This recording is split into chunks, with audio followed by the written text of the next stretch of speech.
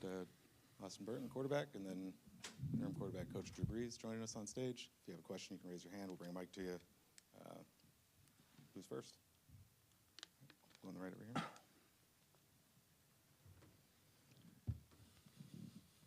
Yeah, Drew, just real quick, a couple things. Have you had any input as far as maybe implementing any play ideas that you may have brought to West Lafayette with you? And then on game day, kind of explain your role, what that would be, and where you'll be located. Yeah. Obviously there was a great system in place with the Purdue offense, and that is still continuing to be executed, I think. I've had great collaboration with Brian Brom, who's our interim head coach and also the guy who's going to be calling the plays.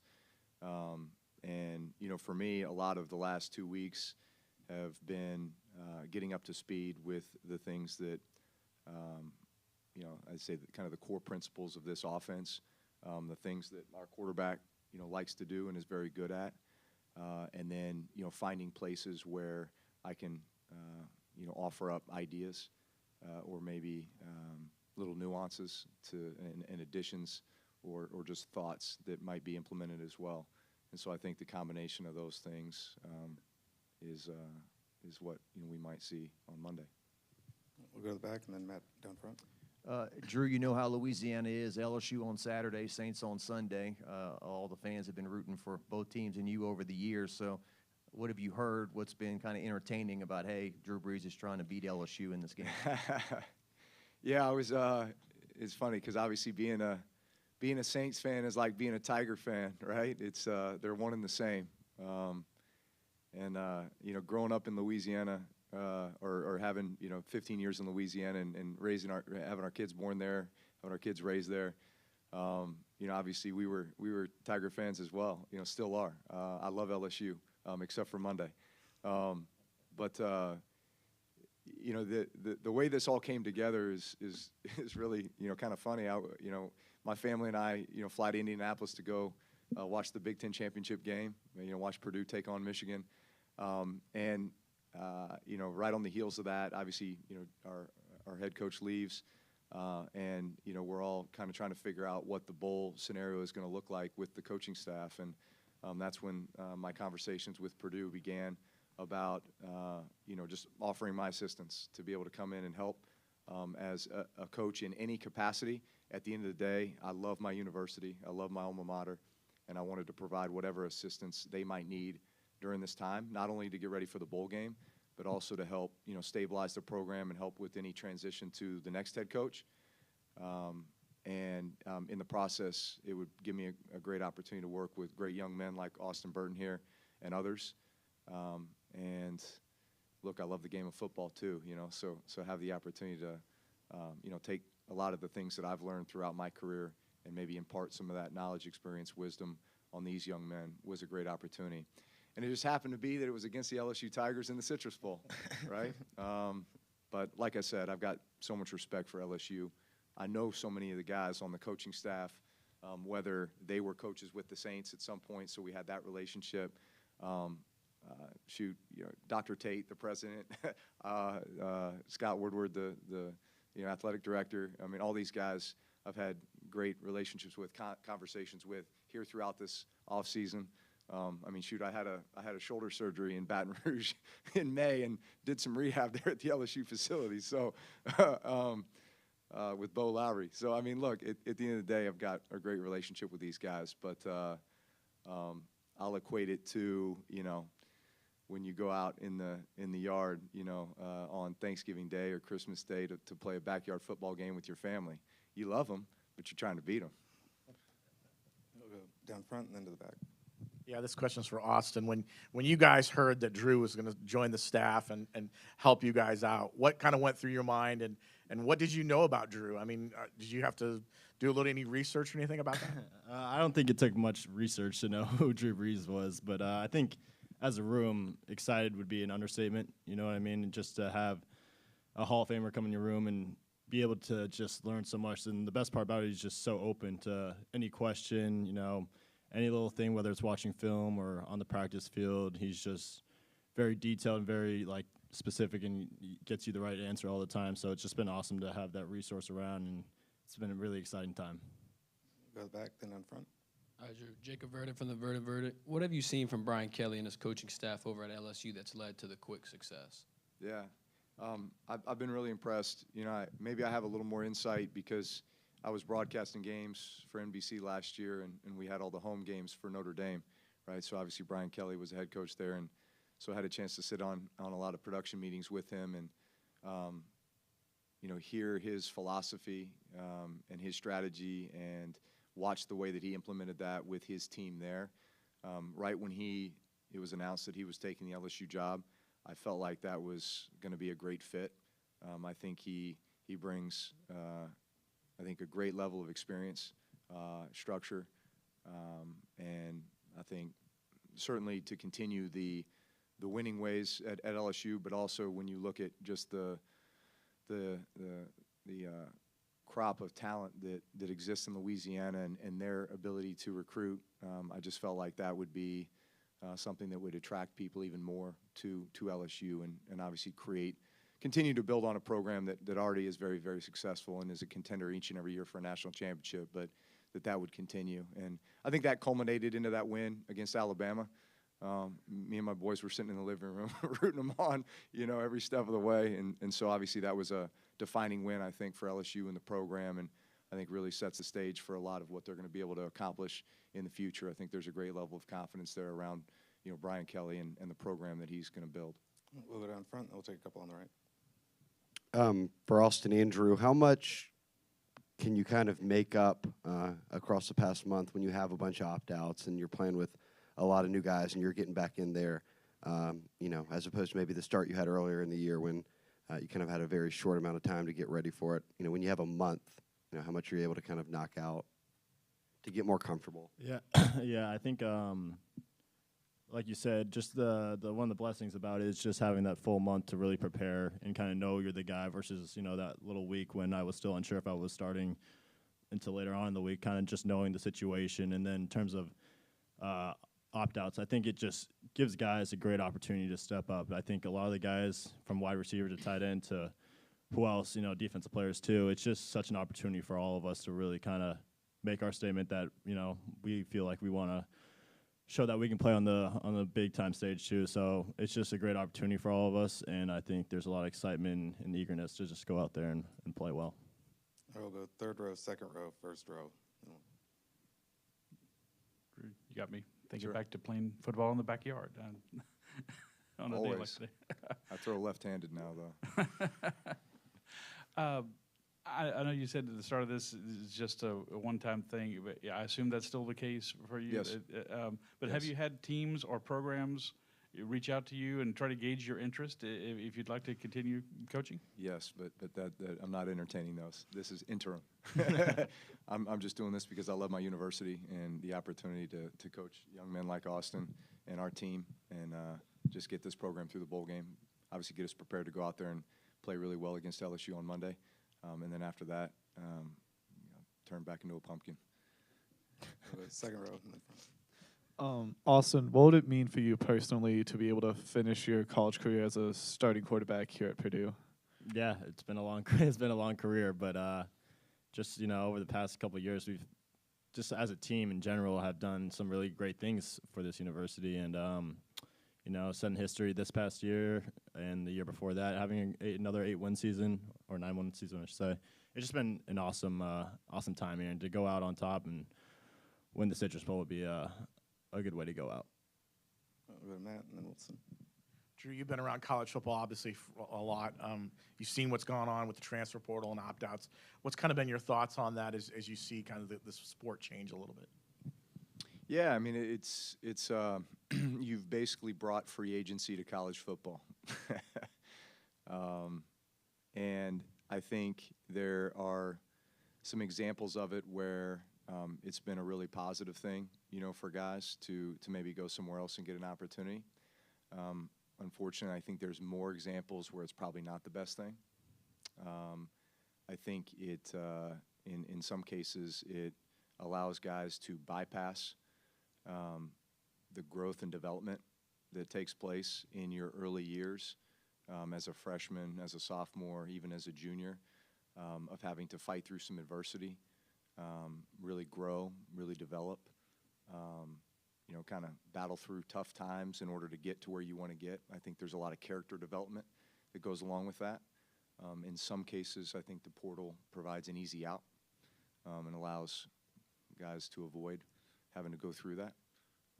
But I think all of us would recognize the benefits of having to struggle a little bit, and having to maybe not get what you want for a while, and having to learn the hard way.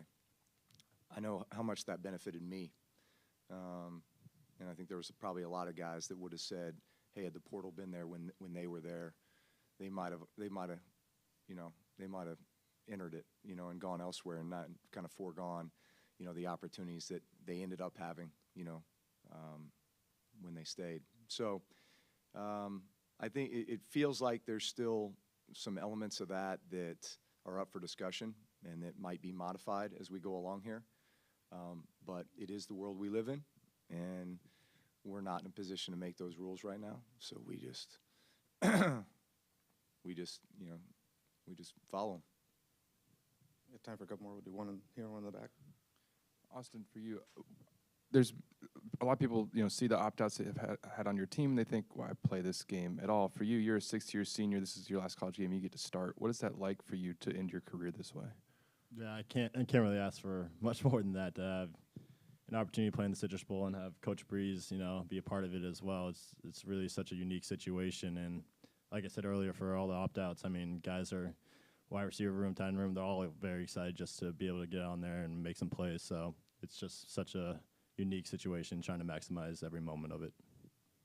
Nate in the back. Back here, Nathan Rivas, News 6 here in Orlando.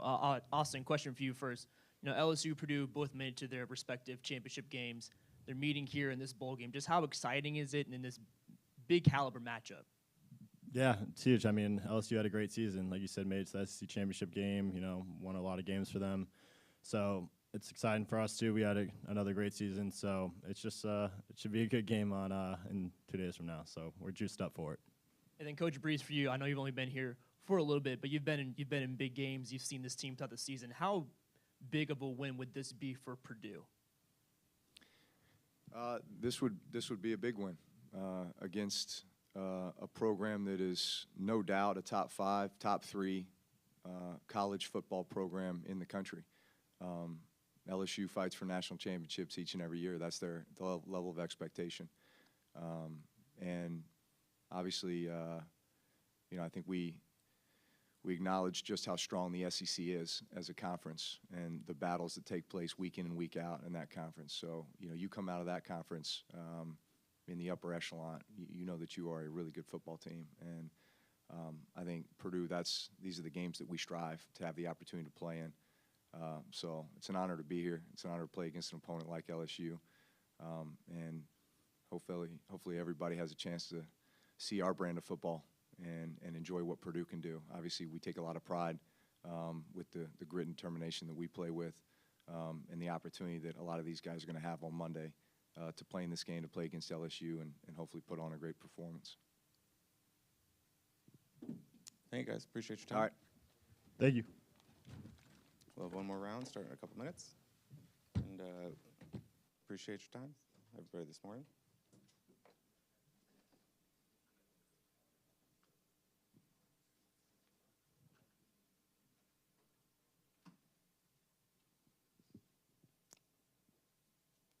Bring in Mark Hagan and Kieran Douglas next.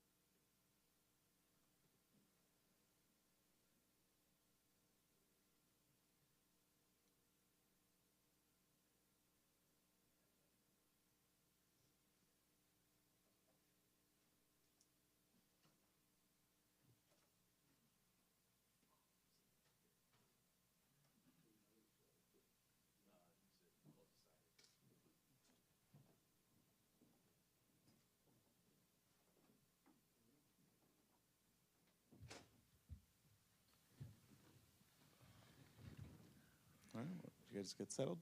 If you have any questions, raise your hand. We'll bring a mic to you. We'll start here on the right.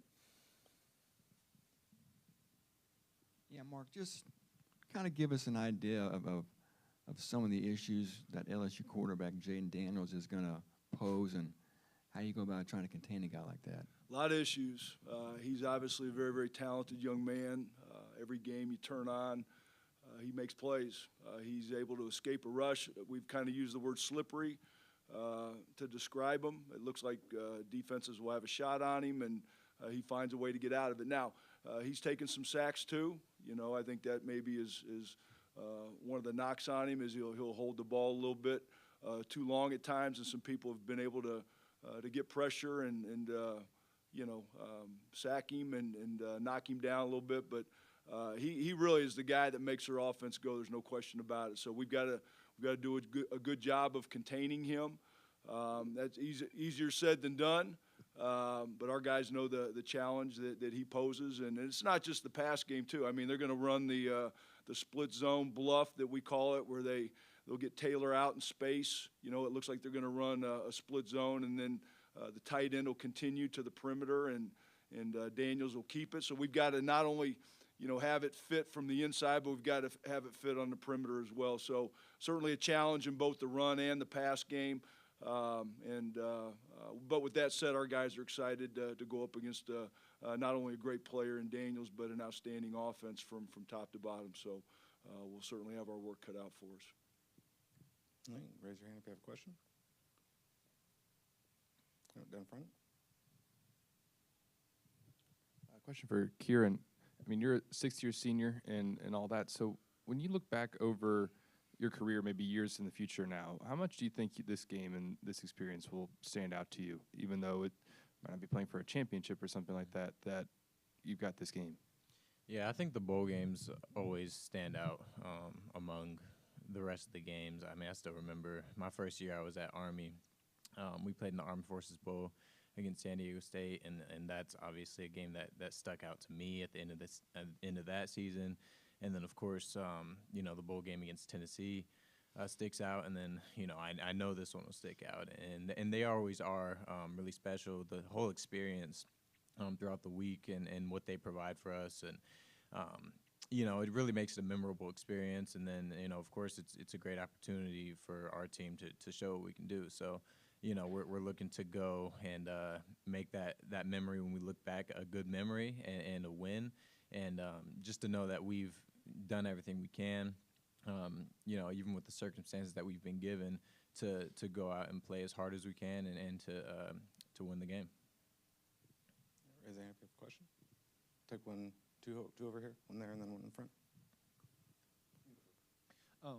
For Coach Hagan, who of the teams that Purdue's faced this season, who would be the closest comparison to this LSU offense with Jaden Daniels? Really good question. I asked our guys early on. I think probably Maryland, just from top to bottom, a team that can do everything. Outstanding quarterback. First and foremost, they've got the ability to run the ball. They go three deep. Certainly, Josh Richardson's a guy. But they go, like I said, they go three deep at running back. They're physical downhill runners. Talented wide receiving crew, just like Maryland had. And then big physical group up front that can move you and wall you off. So I would say that's the team that probably compares the most to LSU. Kieran, for you, have you guys found it difficult to keep focus on this game and this opponent with everything going on within the program? No, I don't think focus. I mean, I think focus is always a difficult task. The struggle daily is focus, and it's something that if it wasn't opt-outs and coaching changes, it was going to be something else, and it always is something. And you can ask any player and any coach, and they'll agree with that. And so I mean, insofar as it's always hard to focus, yes, but I mean, we know that if we are able to focus and we're able to go out to practice with energy and we're able to execute the game plans in practice, then that focus is going to lead to most likely a win, to be honest. I mean, the more focused team usually is going to play harder, and they're probably going to win. So, I mean, that is something that we know. It's something that we've known the whole season, something I've known my career, it's something Coach Hagan's known his whole career. And, yeah, that's definitely something that we're aware of. All right. Mark, no Jalen Graham, no Corey Trice. Give us an idea of some of the players who have to step up to help fill those voids, and any other guys who may have to play larger roles than they're typically accustomed to. Well, I just think, Katie just said it, you're going to have some guys that aren't there, opt-outs for whatever reason. Bryce Hampton's got to step up, right? But he's played. It's not his first time out there for us, so he's played significant time. Without Corey, we're not as deep as we would like to be at corner. So Brandon Callaway's a guy that's on deck and has got to be ready to go. Antonio Stevens is another guy that's played a little bit for us. That's going to play extended minutes. So those are the guys at the top of the list. But we've got some guys that we've lost to injury throughout the year, and we've had to have down the line guys step up, whether it be in special teams or offense, defense, whatever you want. And that's just what we deal with nowadays. We're not the only team that's had some opt-outs and injury situations. I think every team has to deal with it, and it's a next man up mentality. So, like Katie said, we don't focus on the obstacles from day to day. We talked about it early on, what we need to do and what we're expected to do, and I think our guys have handled it well to this point. Like I said, we've had good practices, we've had good work. Our season got extended by a week, by the opportunity to play Michigan and Indianapolis. So you count those practices plus the 10 or 11 that we've gotten in since that game early December in Indianapolis. I think we've had good work, and our guys are excited to play Monday afternoon. Take one over here. Coach, just as a D-line D-line coach as well, I'm just curious. LSU sort of played musical chairs on the O-line to start the season and then ultimately settled on 2 true freshmen at the tackle spots. What have you seen on film from that group and maybe just the 2 edge guys? Big and physical, like I said earlier. They can move people. I think they average 6'5 and a half, about 325. So, but we've played big O-lines in the Big Ten, and our guys understand that challenge. The 2 tackles are very, very talented. They've gone up against some great edge people throughout the year in the SEC. They've been burned at times, but they've also played very, very well at times. So to me, they're not freshmen anymore. They've played a 13-game season. Both guys have performed well. And, again, our guys understand the challenges there. But like I say, we've played against some good tackles in the Big Ten as well. So we're excited about it from a D-line standpoint. Like I say, this group's as good and as talented as we've played all year. And we're going to have to bring our A game to play like we want to play. But like I say, those are the challenges. That's what makes it fun at this stage. You're going up against a team from another conference that also played in their conference championship game. And they wouldn't be where they are today if they didn't have an outstanding front. And they do a good job. So, but we're excited to face them on Monday. Take one on the red on the left. Coach, you were part of Purdue's defensive staff for the 2000 Rose Bowl season, which it's a team that Drew Brees led. What can you say about him joining the coaching staff 20-plus years later? Exciting. It's been fun. It's been fun to be around him. He epitomizes everything that a Purdue Boilermaker is. He's been everything, for our football program since the time I joined back in March of 2000, and it's just his way to give back, in a time where there is, some change, right? We've got a new coaching staff coming in, and but I think he's been able to come in and kind of calm the waters and just be a great presence, for our football team, and the opportunity for our guys to just kind of sit there and talk to him, especially our quarterbacks who are getting coached by him every day. So it's been a very, very positive situation for us. We're excited that he's with us down here, and we're excited that he's going to be on the sideline with us on Monday.